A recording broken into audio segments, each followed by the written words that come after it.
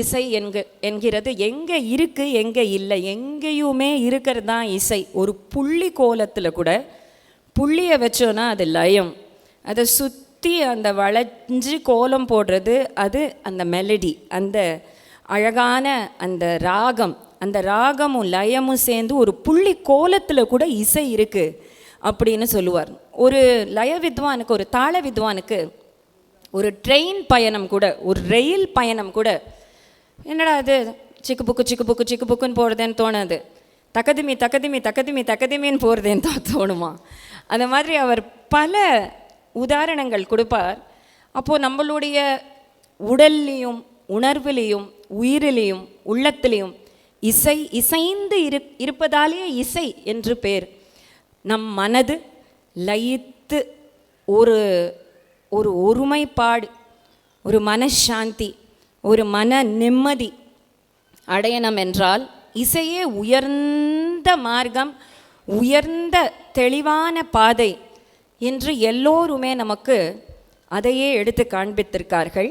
தமிழ் இசையை பொறுத்த வரைக்கும் மதிப்பிற்குரிய நிதி அமைச்சர் அவர்கள் சொன்னார், தமிழ் இசை ரொம்ப தொன்மையானது, பழமையானது, ஆனால் எப்பவும் பாடும்போது புத்துணர்வு கொடுக்கக்கூடிய புதுமையானது. பழமையான புத்துணர்வு கொடுக்கக்கூடிய ஒரு தமிழ் இசை. அந்த காலத்துலலாம் பார்த்தோன்னா வயலில் கங்காளத்தில் தண்ணீர் எடுத்து பாய்ச்சும் போது கூட ஒரு இசை பாடிக்கொண்டே தான் அந்த வேலையை செய்வார்கள். அப்போது அந்த வேலையினுடைய பலு, அந்த முடியலையே வேர்த்து கொட்டுறது அதெல்லாம் கூட தோணாது, அந்த அளவுக்கு மனசு லேசாக போயிடும். அப்போது ஒரு குழந்தைய தாளாட்டும் போது கூட மண்ணு புகழ் கோசலை தன் மணி வயிறு வாய்த்தவனே தென்னிலங்கை கோன்முடிகள் சிந்துவித்தாய் செம்பொன் சேன் கண்ணினன் மாமதில் புடை சூழ் கண்ணபுரத்தென் கருமணியே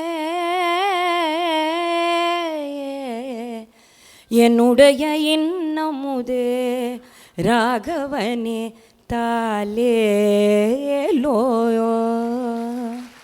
தாலேலோ. ஒரு குழந்தைய தாலாட்டு பாடி தூங்க பண்ணுறதுலேருந்து ஆரம்பித்து நம்மளுடைய தமிழ் இசை தான். அதே போல் வள்ளி கல்யாணத்தில் கந்த புராணத்தில் அந்த தினையை பயிரிட்டு காக்க வேண்டிய அந்த சூழ்நிலையெல்லாம் ஆலோலம் ஆலோலம் என்றே கூவிக்கொண்டு அவ காவல் காக்கிறா அப்படின்னு வருது. அப்போது தமிழில் நேச்சர்லேயே இயற்கையிலேயே இசைந்து இருக்கு.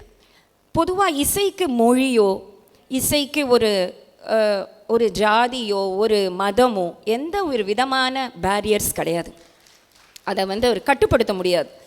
ஏன்னா பார்த்தோன்னா சப்தஸ்வரங்களும் 7 இசைன்னு தேவாரங்களில் வருது, பாசுரங்களில் ஆழ்வார்களுடைய பாசுரங்களில் வருது, எல்லாத்துலேயுமே 7 இசைன்னு சொல்லப்பட்டிருக்கிற அந்த 7 இசையுமே இயற்கையில் பறவைகளிடத்துலேருந்தும் பிராணிகளிடத்துலேருந்தும் உதித்த அப்பேற்பட்ட ஸ்வரங்கள்.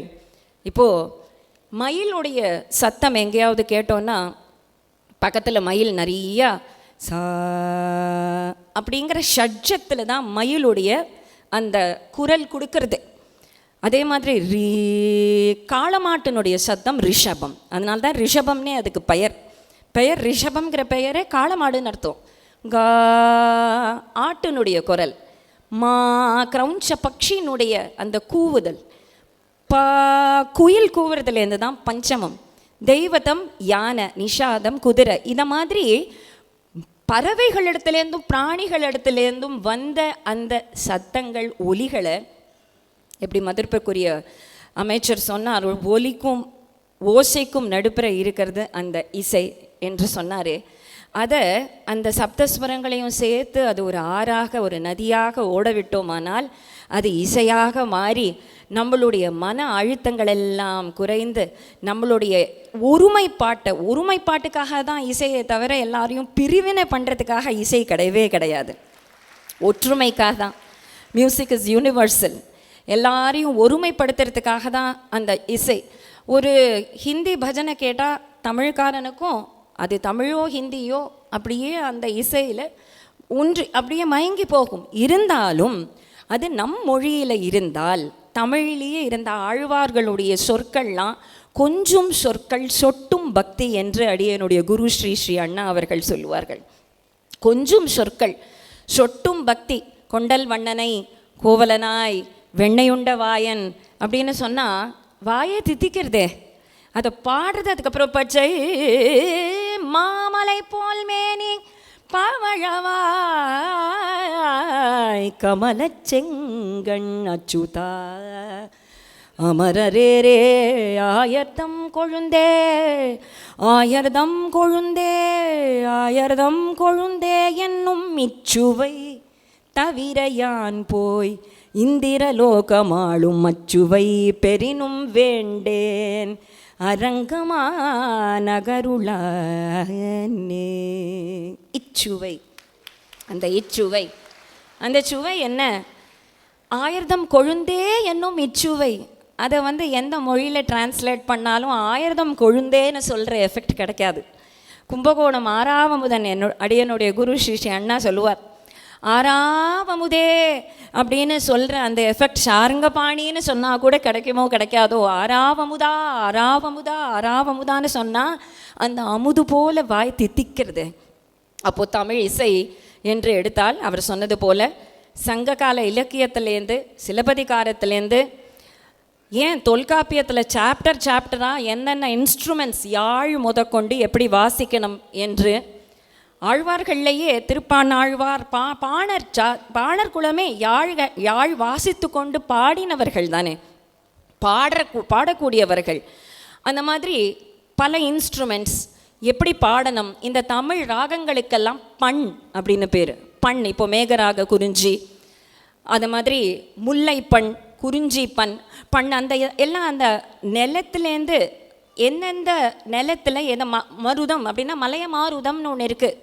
மலையமாருதம்னு ஒரு ராகம் இப்போ இருக்குது. அப்போது எந்தெந்த தேசத்தில் எந்தெந்த மலை பகுதிகள்லையோ அல்லது ஒரு வயல் பகுதிகள்லையோ தண்ணீர் இருக்கிற அந்த தேசத்தில் அங்கேருந்து பாடக்கூடிய அந்த பண்களுக்கெல்லாம் அந்த மாதிரியே பெயர் சூட்டி விதவிதமான பண்கள். தக்கேசி, காம்போதி கேட்டோமே தேவாரம், அப்போது தக்கேசிங்கிற அந்த பண்ணு தான் காம்போதி.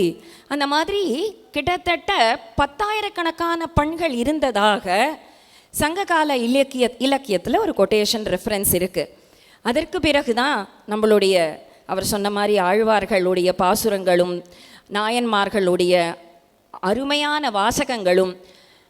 அருணகிரிநாதர் சொன்னார், சீர்காழி தமிழ் மூவரையும் அவர் குறிப்பிட்டார். அந்த மாரிமுத்தா பிள்ளை, முத்துத்தாண்டவர், அருணாச்சல கவிராயர் ராமாயணம் பூரா ராம நாடகமா. ராமனுக்கு மன்னன் முடி தரித்தாலே நன்மையுண்டொரு காலே. இந்த பாட்டை யாரால மறக்க முடியும்?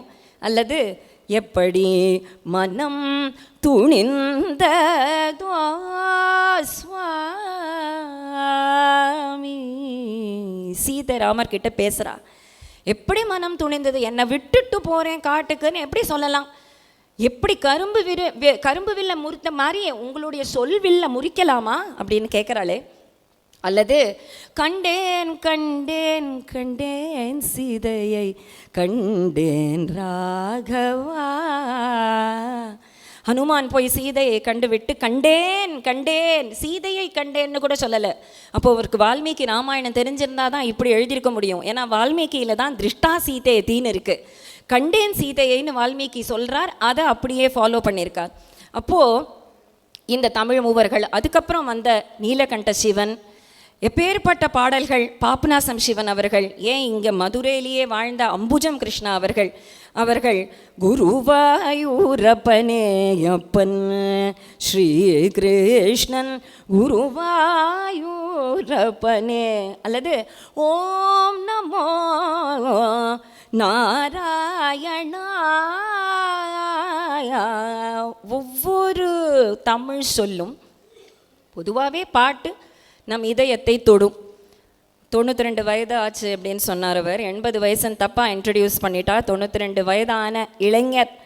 அந்த சைட்டேஷன் படிக்கும்பொழுது பண் வடிவமாக இருக்கக்கூடிய பரமனை வணங்கி அப்படின்னு படித்தார். ஒரு வார்த்தை, ஒரு லைன் படித்தார். பண் வடிவமாக இருக்கக்கூடிய பரமனைங்கிறது தான் தியாகராஜ சுவாமி நாத தனுமனிஷம் சங்கரம் என்று சொல்கிறார். அப்போ பண் ரூபமாகவே ராக வடிவமாகவே இங்கே சுந்தரேஸ்வரர் இருக்கார்.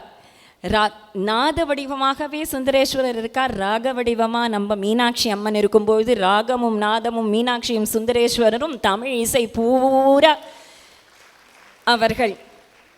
மதுரையில் இந்த ஃபங்க்ஷன் நடக்கிறது ரொம்ப தக்க ஏற்ற ஒரு ஃபங்க்ஷன். ஏன்னா மதுரையில் தான் தமிழ் இசையும் தமிழ் தாயும் துள்ளி விளையாடின பூமி.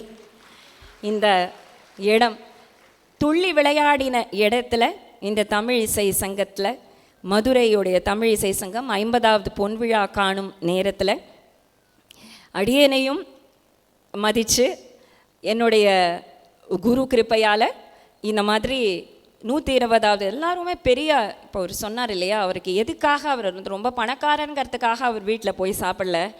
அவர் போய் நடந்தார். எதுக்காக? ஒரு பர்பஸ். என்ன பர்பஸ் அப்படின்னா, இந்த இசை மறையக்கூடாது, ஓதுவார்கள்லாம் மறையக்கூடாது, நாகஸ்வர வித்வான்கள்லாம் மறையக்கூடாது, தேவாரம் மறையக்கூடாது, பாசுரங்கள் மறையக்கூடாது, இந்த தமிழ் மூவர்கள் கீர்த்தனங்கள் மறையக்கூடாது, அருணாச்சல கவிராய் அருணகிரிநாதர் திருப்புகழ் மேலும் மேலும் எங்கும் ஒலிக்க வேண்டும், அருட்பா எங்கும் ஒலிக்க வேண்டும். எல்லா இடத்துலையும் இந்த தமிழ் இசையால் தமிழர்கள் எல்லாருமே, எப்படி மகாராஷ்டிராவில் அபங்கங்கள்னா லட்சக்கணக்கான பேர், 20 லட்சம் பேர் அபங்கம் பாடிண்டே, ஒரு நாவிதன் சவரம் பண்ணுறவனும் அபங்கம் பாடுவான் சுந்தரத்தே தியான, ஒரு பாட்டர் ஒரு குயவனும் அபங்கம் பாடுவா, அந்த மாதிரி வீடு கட்டுறவாள்லாம் அபங்கம் பாடுவா. அது கொஞ்சம் கொஞ்சமாக மறைஞ்சு இப்போது நமக்கு வேலையினுடைய பலு ரொம்ப தெரியறதுக்கு காரணம் நம்ம வாழ்க்கையில் அந்த தமிழ் இசை இப்போ இல்லையோன்னு தோன்றுறது.